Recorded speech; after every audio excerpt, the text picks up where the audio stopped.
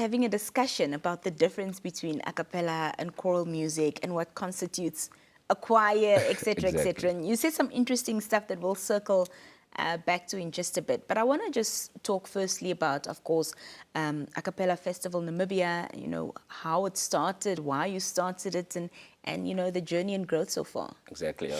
Thank you for the question. Acapella started as an idea with my co-founder, Lizao Mainga. We realized that in Namibia, a cappella music is not really recognized like that, as it is recognized in South Africa, Zambia, and Zimbabwe. Local artists actually have a platform where they can express their music. But besides just, you know, availing it to the local music, to the local artists, we are also serving it as a platform to address social issues in the community, you know.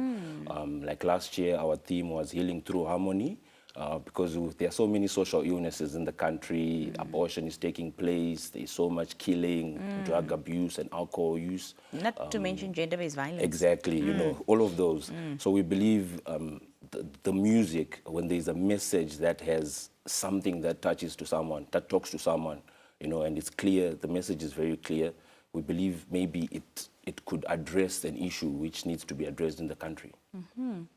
This is volume 2 that we're speaking about today, but talk to us a little bit about the first volume, you know, how that was, you know, the highs and the lows.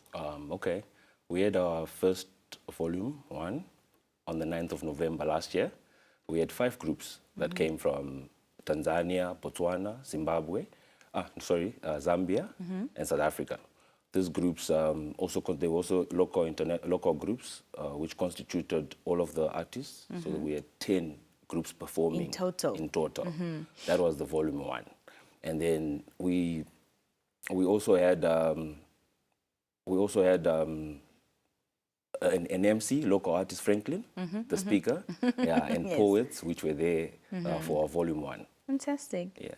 Well, you speak about a cappella, and I was making mention of choral music, and you said there's a distinct difference. So talk to us about that, because for volume 2, the lineup, from what I've seen, there's also if you look at first glance, it looks like different choir groups. Yeah. But you explained that it's not really choirs. So just take us through the different definitions of a choir and a cappella group, a group of vocalists, etc. Yeah. How it's set up. Yeah. So you know, there's a duet. You can actually like have... A duet is 2 people. It's 2 people. Right. And then there's a trio that constitutes of 3 people, Right. 3-part harmony. And then there's a quartet. A quartet now is a 4-part harmony where people just blend. Yeah. And then there's also a 6-part harmony that is there where you can incorporate baritone. But then now an ensemble, there's also an ensemble. An ensemble is not like a choir. It's more or less like a quartet, but it's just a bit bigger with extra people. Right. You understand? Because you'll still be singing the 4 parts. So a choral, when it comes to a choir now, a choir fulfills some of the missing instruments within the song.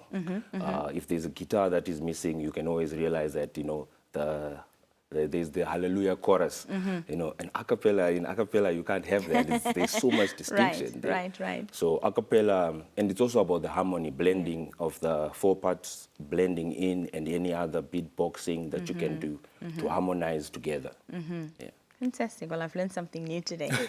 Well, for the volume 2, tell us what we can expect. Who are some of the groups, vocalists, etc., that will be a part of this? And you know, you mentioned with volume 1 you had participation from outside of Namibia as well. Is that going to be the case as well this time around? Take us through all the fantastic details. Yeah, so the platform is where we would actually want to bring together internationals and the local groups to come together.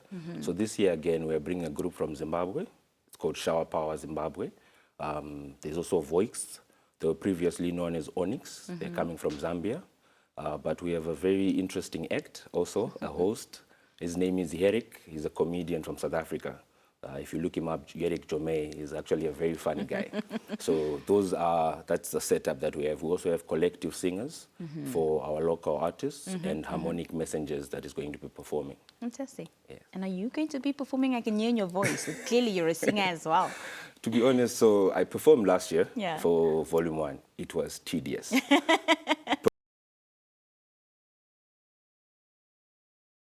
No to volume 2 No. for that.